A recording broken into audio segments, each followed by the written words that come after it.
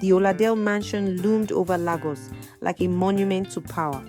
Gleaming marble, manicured gardens, and gates that whispered, "You do not belong here." Adana Okoro, just 17, moved through its halls like a ghost, silent, unseen. The perfect house girl in a home where wealth was a weapon and pride was low. She kept her head down, her voice soft, her presence forgettable. It was the only way to survive. Chief Adebayo Oladele was more than a man. He was an empire. Charismatic, ruthless, and engaged to Lola, the daughter of a high-ranking politician. Their union wasn't just love, it was strategy. But on the night of their engagement party, beneath crystal chandeliers and the weight of Lagos elite, Lola did the unthinkable. She dragged her best friend Rola into the restroom, away from the cameras, the champagne, and Chief Adebayo's possessive smile. The room was cold, silent, just the muffled sounds of jazz and expensive laughter echoing from the grand hall. Ololade gripped Rola's hands, her eyes wide, heart racing. Ololade whispered, "Babe, I can't do this." "Can't do what?" Rola questioned. "I can't go ahead with this engagement. We don't love each other, Rola. I don't love him, and I know he doesn't love me either. We both know what this is, a major, not a marriage." Rola stared at her in disbelief, voice rising with panic. "Are you crazy, Ololade? You want to walk out now? Tonight? What the hell is this? Because of Daniel? You think that man can offer you what Chief gives you?" Ololade reached into her purse and pulled out the heavy diamond-encrusted engagement ring she already removed from her finger. She pressed it into Rola's palm. "Take it. Return it to him. I'm leaving. And don't ask me where I'm going. I won't tell you. But next week, I'll be in the UK, starting over. I need to live my life. For me." "Ololade, please. Chief won't take this lightly. You don't walk away from a man like Adebayo Oladele and just vanish." But Ololade was already walking toward the back exit of the restroom. Her heels echoed against the marble floor, a red gown trailing behind her like spilled wine. She didn't look back, and in moments, she was gone. The engagement party continued, but the bride-to-be was nowhere to be found. Whispers started like ripples in a still lake. Is she changing her outfit? Did she fall ill? But when Chief returned to the hall alone, stone-faced, drink in hand, everyone understood something was wrong. He said nothing, just signaled to Garee, his closest enforcer. The party ended in silence while he continued drinking, his business ruined. He kicked the air. He was angry. Meanwhile, same night, inside the maid's room, Adana sat on a small bed, folding towels, devastated because she thought that after the engagement and the marriage, this would stop. But no, someone knocked on her door. "Chief wants to see you." Now, her hands trembled. She stood slowly, tying her wrapper tighter. The room smelled of old whiskey and burning cigars. Bookshelves lined the walls. A single chair faced the window. Chief didn't turn around. "Sit down." She sat. His voice was low, calm. "Chief Oladele, Const. Do you know what loyalty means, Adana?" She didn't answer. He turned, walked toward her and had his way, like he has been doing for months now. One morning, Adana knelt by the toilet, vomiting again. It had been 3 days. Her body was weak, her heart terrified. Chief noticed her that night.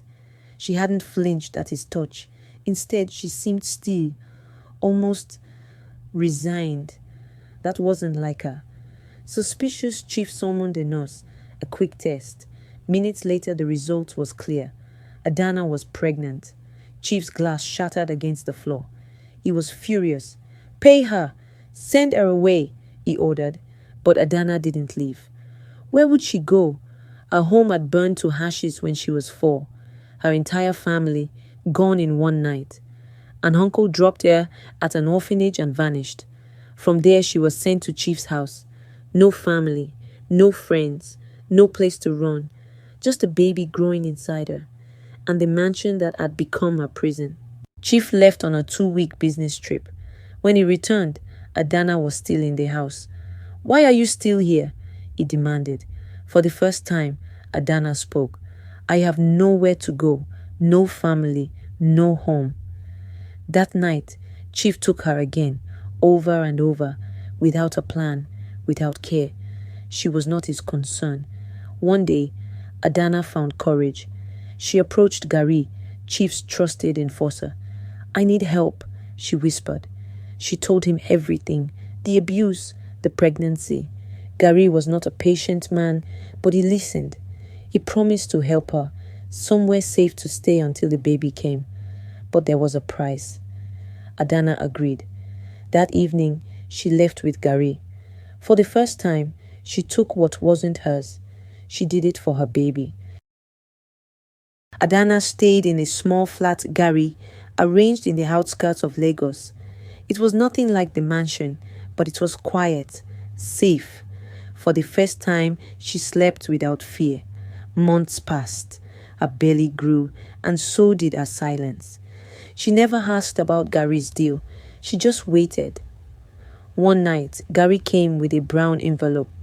"Chief thinks you ran," he said. "He's not looking. But this is the end of my help." Inside the envelope were a few naira notes, a SIM card, and an address. "I kept my word," Garee muttered. "Now you keep yours." Then he left. Alone again, Adana stared at the address. It led to a women's shelter, quiet, hidden. She checked in under a false name, and a few weeks later, she gave birth. A baby boy, a son, a reason to live. She named him Chimdi. God lives. The sun rose quietly over the shelter. Birds chirped outside. Inside, Adana sat by the window with Chimdi in her arms. He was barely a week old, but already her world revolved around his tiny breath. She had nothing, no job, no family, no promises. But she had him, and that was enough. She cleaned floors at a nearby restaurant during the day, carrying Chimdi on her back in a wrapper.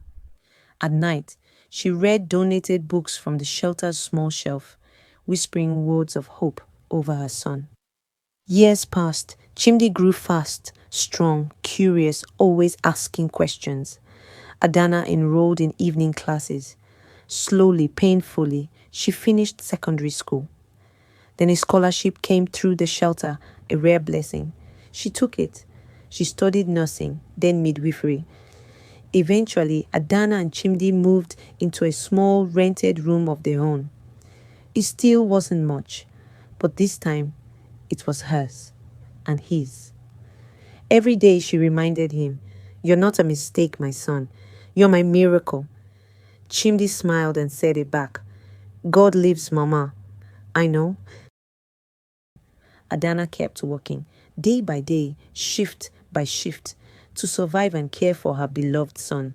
Life was not easy, but she never complained. She started as a community nurse, visiting homes, offering care with gentle hands and a kind heart. It wasn't glamorous, but it mattered. Then one day, life surprised her. While attending to a patient in one of the neighborhoods, she looked up, and there he was, Garee. Years had passed, but he recognized her instantly. The fragile girl he once helped had become a strong, graceful woman. He was stunned, moved, and for the first time, speechless. They talked for a long time, and after that day, he kept coming back, sometimes just to talk, sometimes just to listen. Slowly, their friendship rekindled, and over time, something deeper began to grow. One evening, he took her hand and asked, "Adana, will you marry me?" She shook her head gently. "No, Garee, I can't. Not now. My son is my only future. I cannot allow any distractions. He needs all of me." Garee respected her decision. She stayed focused, steady, and her hard work paid off. A better job came, more pay, more stability, And Chimdi, now older, began to take a deeper interest in her work. He would ask endless questions about health, the body, and how medicine worked. One day, he looked at her and said, "Mama, I want to help people like you do. I want to be a doctor." Garee heard this and came to her again, not to ask for her hand this time, but to make a promise. "Let me train the boy. Let me do this for him and for you." This time, Adana didn't say no. She simply nodded, her eyes filled with quiet gratitude. Chimdi grew into a fine, sensible young man, diligent, respectful, and deeply compassionate. While other boys his age chased temporary things, he chased excellence. Medicine consumed him, not for glory, but for purpose. He never forgot the nights his mother worked till her fingers bled, or how she carried him on her back while mopping hospital floors. With Garee's quiet but steady support, Chimdi finished medical school. He graduated with honors, wearing a wide smile and tears in his eyes as he held his certificate. Adana couldn't speak. She only wept, proud, grateful tears. "My God is alive," she whispered, "just like your name, my son, Chimdi." Years later, mother and son opened a clinic, then a full hospital. A modest but beautiful two-story building in the heart of the community that once overlooked her. The sign above the door read, "Chimdi Grace Medical Center, where hope heals." Adana managed the maternity wing. Chimdi handled the surgeries and emergency care. Garee, now a calm, steady father figure, oversaw logistics and administration. The hospital became a refuge. Women who once had no voice now had care. Children born into hardship were welcomed into a place of safety. Every life they touched was a piece of Adana's redemption story. Then, one rainy Thursday afternoon, a commotion broke at the emergency entrance. A man had collapsed on the way to the airport. He was unconscious, his breathing shallow. Nurses wheeled him in fast. Chimdi was already in scrubs when he pulled the curtain back and froze. There, lying pale and fragile on the hospital bed, was Chief, older, weaker, but unmistakably the same man from a life they had buried long ago. He looked nothing like the lion he once was. And outside the room, Adana stood silently, her hands trembling slightly, her breath shallow, staring at the man who once ruined her life. But this time, the power was hers. Chimdi knew. He checked the name again and again. Her mother has told him everything he needs to know. He checked the vitals, composed but shaken. "We need to stabilize him," he said quietly to the nurses. "Get oxygen, fluids, and page the cardiologist, now." Adana stood in the doorway, still as stone. The years hadn't erased the scars, but they had taught her strength. She watched as her son, the boy born from sorrow, now fought to save the very man who once discarded them both. Later that evening, Chief regained consciousness. His eyes opened slowly, adjusting to the pale hospital light. He turned, confused, taking in the room until they landed on her, Adana, mature, graceful, clothed in quiet dignity. Not the frightened girl from years ago. She didn't speak at first, just stood there, steady. Finally, Chief whispered, "Adana?" She nodded. A long silence passed. He said, voice cracking, "I thought you were gone." "I was," she replied, calm but firm. "But God brought me back." Chief's eyes filled with tears. Weak and broken, he began to sob. "I did you wrong. I destroyed so much. I don't deserve to be here." She turned to leave, but paused at the door. "My son saved your life today. The boy you never wanted. The boy I raised while scrubbing floors. He's a doctor now. And this hospital, we built it." Chief covered his face, shame heavy like a stone, and she walked away. In the hallway, Chimdi stood, waiting. He looked at her face, unsure what had been said, but sensing the weight of it. "You okay, Mama?" She exhaled. "Yes, I am Chim. They walked down the corridor together, mother and son, past the nursery windows glowing with new life. The past no longer held them. The future was theirs to write. Months passed. Chief recovered slowly, but he was no longer the man he once was. His wealth had vanished. The influence he once wielded had faded into whispers.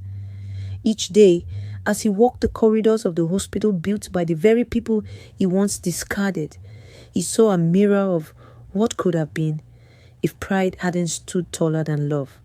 He watched Adana, graceful, respected, unshaken. Not once did she gloat. She didn't seek revenge. She chose something far more powerful. She chose healing, and in that choice, she found peace. Chimdi continued to shine, not just in his skill with a scalpel, but in his gentleness with patience, his integrity, and his unwavering compassion. The hospital didn't grow through ads or campaigns, but through the quiet, powerful testimony of those who had been touched. They care here, they listen, they heal. At the heart of it all stood Adana, the girl once broken, now a beacon. Women came to her not only for care but for courage. Young girls gathered around her, learning far more than medicine.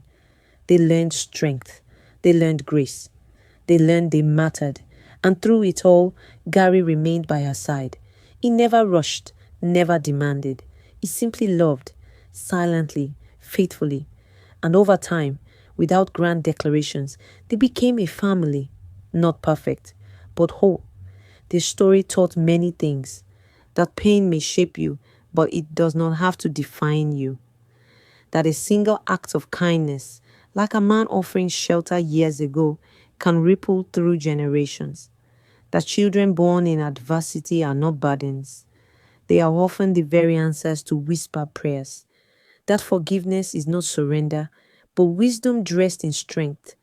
And above all, that God is alive, still working in hospital hallways, broken homes, and forgotten hearts. And that legacy had a name, Chimdi, because truly, God is indeed alive.